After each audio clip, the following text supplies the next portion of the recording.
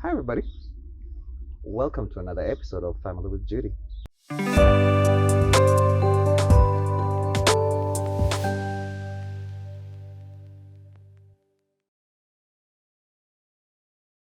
First of all, what are prenups? Are they beneficial in a union setting? And how does one go about it? Okay, interesting. So prenups are just that, prenuptial agreements. Agreements entered into before marriage, and they are intended to provide for how a couple will manage its affairs during the marriage. So many times included in the prenuptial agreement, by the way, I should say that it's provided for in our Matrimonial Property Act, and it will be enforced by the law unless it was obtained by fraud, by misrepresentation, or is manifestly unjust. That's what the law says. But prenuptial agreement... Sorry. Manifestly unjust. Unjust. Yeah. What does that mean? That's... So if it's manifestly unjust, it just means that. So a judge sitting to hear the matter, if somebody is challenging a prenuptial agreement, the judge would have power or jurisdiction to nullify it or to review it if there was demonstrated to them in the particular circumstances that there was that the agreement was manifestly unjust. So you see, every case stands on its own facts. So it's difficult to say in advance what it would look like. All we know is that the court has power to set it aside or to nullify it in the event that it considers it manifestly unjust. It was obtained by fraud, speaks for itself. You fraudulently obtained it, or it was by coercion. You forced somebody. So anyway, assuming it's a good agreement, what does it contain? So parties will stipulate on how they want to hold their properties. And some people say, any property that's mine at this point, I'd like to keep it. Any property that I inherit, I'd like to keep it. Any property that's jointly held, I would wish that we enjoy it together. Okay, we are equally entitled to it. Any property that we acquire during the marriage, we intend for us to be equal, to have equal beneficial interest. Anything, other people could just say, whatever I have, whatever I come with, becomes ours. So it all depends on the couple. Other people also provide for martyrs' children that, we would like to have equal rights, to our children when we have them, stuff like that. So why, for me, the greatest benefit is that a couple, before their nuptials, have the courage, because it takes courage to sit down and talk and anticipate conflict. Yes. You see? Because at that point, nobody wants to think that they could possibly get into conflict, especially to that level. Exactly. So the fact that a couple has the courage to sit and anticipate and see how they could handle such conflict is very brave and should be encouraged. So for me, the agreement is important, but the most important thing is not even the agreement. It's just that courage to sit and look at. So what do we intend with our money? You see, Ken. Yeah, you see intentionality again. You see, Ken. You get married to this beautiful girl, and you have no idea about what her expectation on money matters are. So this girl is probably expecting that you'll have a joint account where you channel all your money and you will be drawing from that. Yes. And maybe you're expecting that each person will continue to manage their money. Maybe you're expecting that the bills will be equally shared, that the food will be equally bought. Maybe she's expecting that you do things differently, even about acquisition of property. So now, if you don't have this conversation, because it's a very brave conversation to have, and very few of us are brave enough, what happens when you get into the union? End of month comes for those who are paid after 30 days, and you put the money into your account, and the girl is like, or the boy is like, what's going on? I thought we were supposed to have a kitty. And by the way, many times, the joint kitty or not is usually informed by where you're coming from and what you saw happening. For some people, their parents had joint accounts and they used money together. And so that's the expectation. Yes. For the other person, each person is on their own. Yeah. You know, they're on their own and they're wondering, what do you mean? Why do you want to control their money? Exactly. The person actually doesn't want to control their money. But that's what they know. Then, in the course of time, you buy a plot. Broti, maguta, as our people would call them. And then the other person is watching you, and you put it in your Only name. one name on this. And they're like, I thought we were married here, what's going on? You see, I thought we should have put it in joint names. But you see, you didn't communicate. So how does the other person know what you expected or what you'd want? How do they know? Sure. You see, so it's a beautiful thing to be able to sit at the beginning and look at each other in the eye and say, you know, by the way, my brother, I like you very much, but I like to keep my money in my account, you know, or vice versa. What I'm bringing? You know, by the way, we are not here about money, so let's not kid ourselves. We share the bills, 50% or whatever it is. Important to have prenuptials. Wow. Yeah.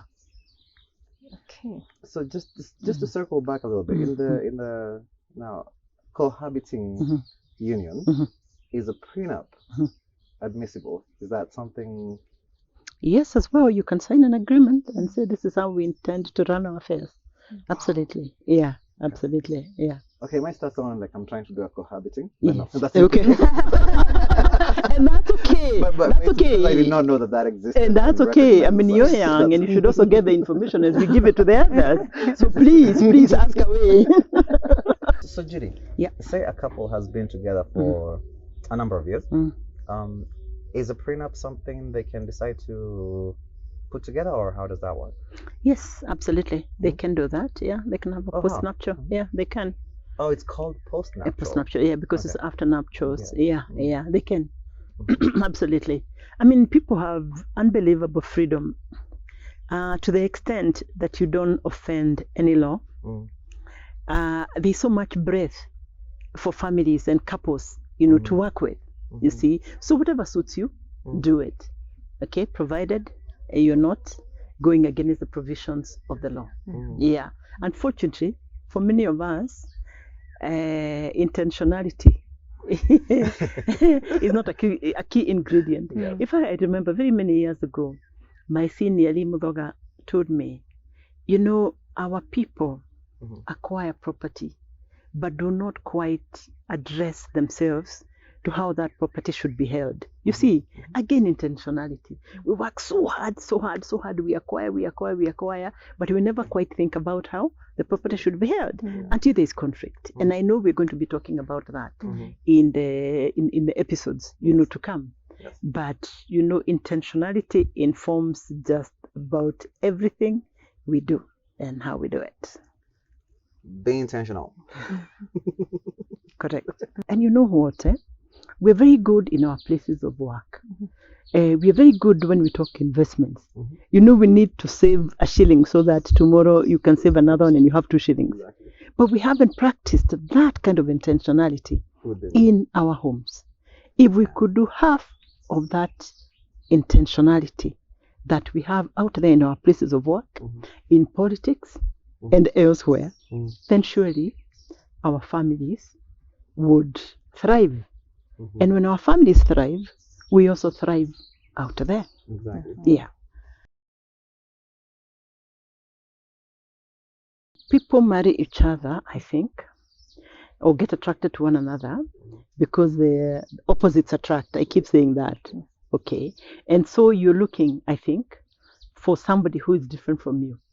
I think you get excited when you're a talker and there's somebody to listen. And when you're a listener, you get excited to listen to somebody, okay? And I think that it's just exciting to have somebody who does different things from the ones you know. But, and that's okay, and that's good. Because you can talk each other to hell, then if you both of you are talkers, or you can be silent forever if both of you are quiet people. Precisely. But the basic common values are important. And the basic common values could be something like religion. You see, you will easily have a collision over that if one person is extremely religious in a certain way and the other one is not. Okay? And the other one who's extremely religious expects the other one to join them, or the one who is not expects the other person to be more available to them than they are available to, religion or whatever it is. So you have a fundamental misalignment, if you like.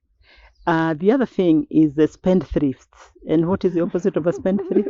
Miser. Who looks at the electric meter. What is this small thing, the box that's put in the house? Token thing? The The token, token, yeah.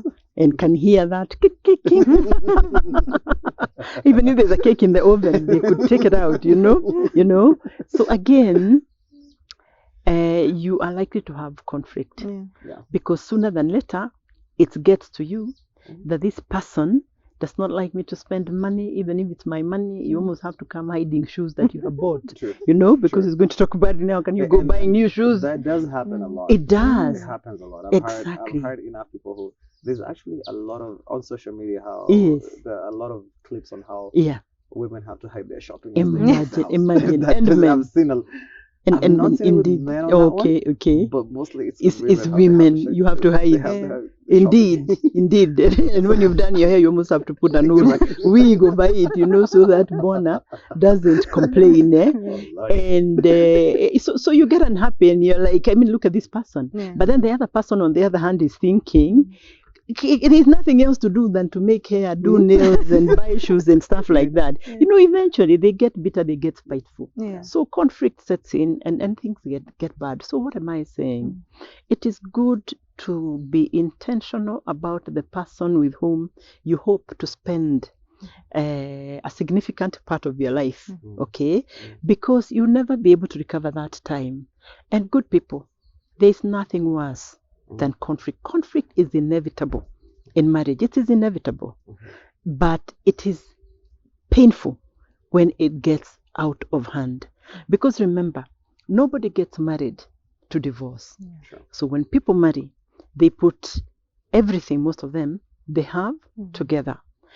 They start to invest in each other emotionally, financially, and physically. Imagine how difficult it is to separate those people. It's a very difficult thing. So if you can avoid investing in a person with whom you might not have a significant part of your life because of the lack of alignment, it is a good thing to do so. You don't just drift into your marriage, into your wedding. You're in a state. However, okay, so and I think this falls in that area. A while back, there were arranged marriages, for example. They seem to have last. I don't know if they're happy in their marriages. However, they seem to last forever. I think so. But that's exactly it. Intentionality. That people spend time studying families and looking at what it is that they have in common. You see? Exactly. So they bring you together. They started at birth. These marriages are normally arranged at a very, very young age, I believe. Indeed. And even those not, the two, because I know somebody who went through an arranged marriage, and I think they're very happy. And as soon as they were of age, marrying age, the aunties and the uncles started, the aunties especially started looking for a suitor for her, okay? And they were intentional about it.